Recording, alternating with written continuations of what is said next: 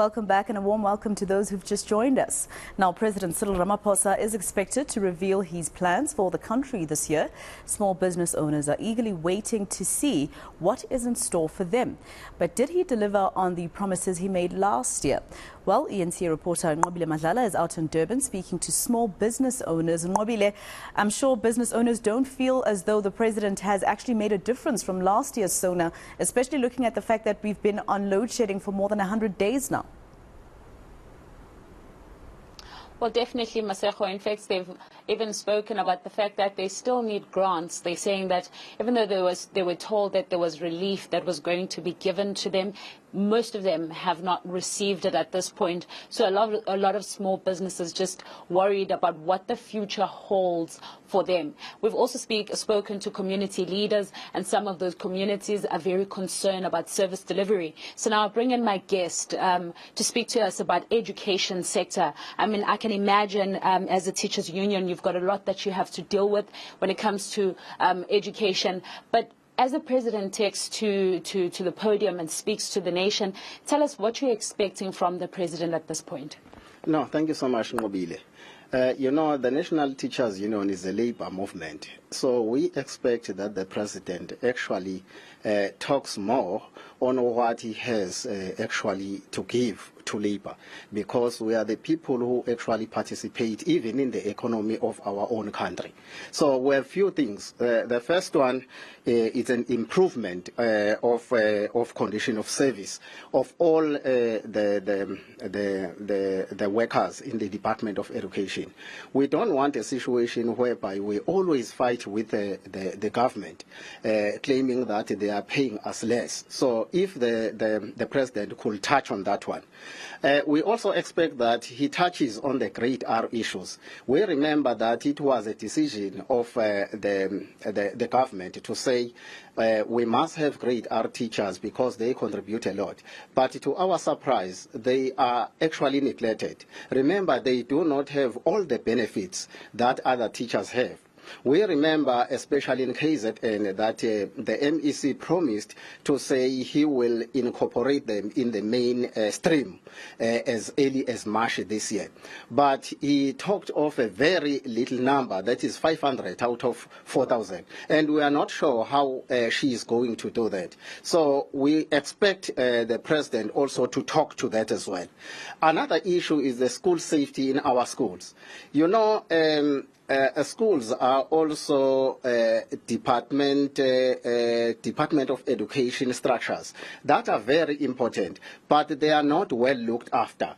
So the question is, why do they not actually get security that will look after schools? If I may give you an example, schools are left unattended during holidays.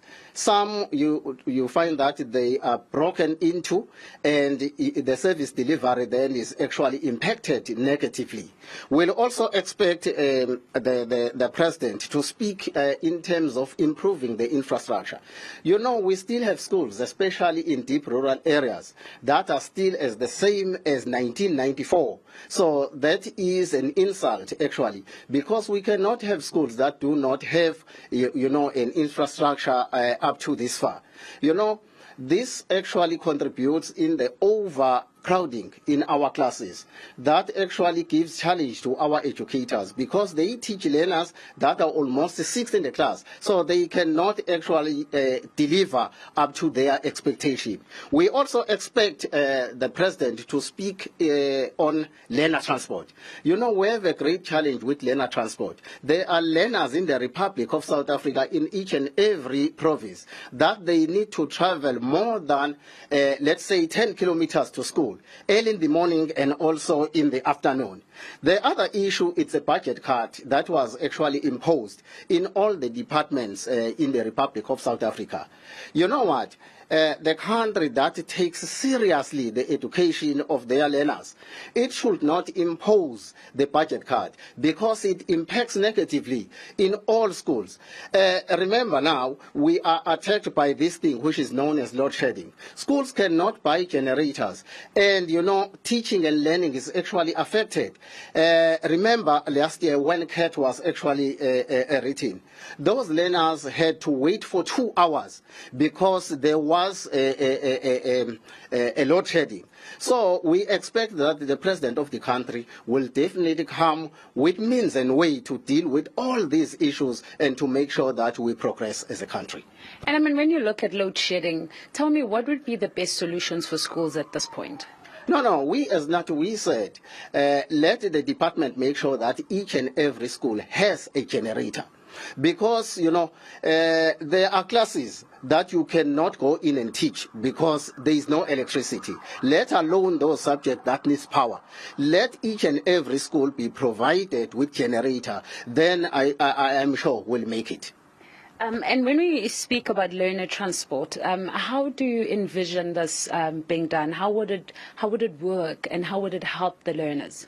You know what? There are other schools that enjoy that benefit. So our challenge is how those schools were actually identified.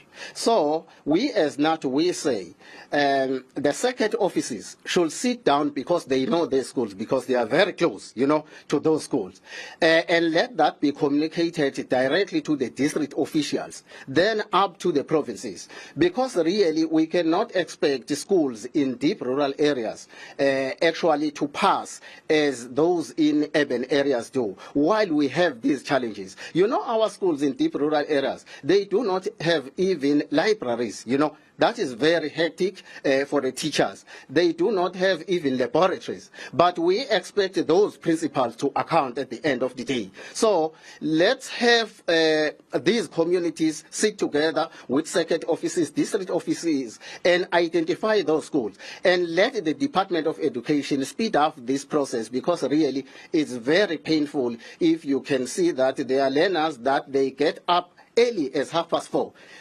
to cover 7:30 at school. That is very unfair in our learners. Difficult indeed.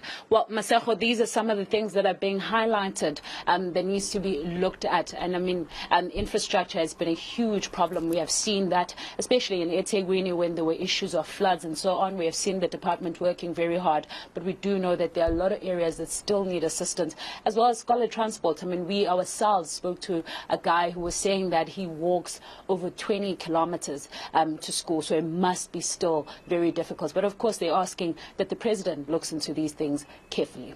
All right, Nqobile Madlala with the expectations from small business in Durban.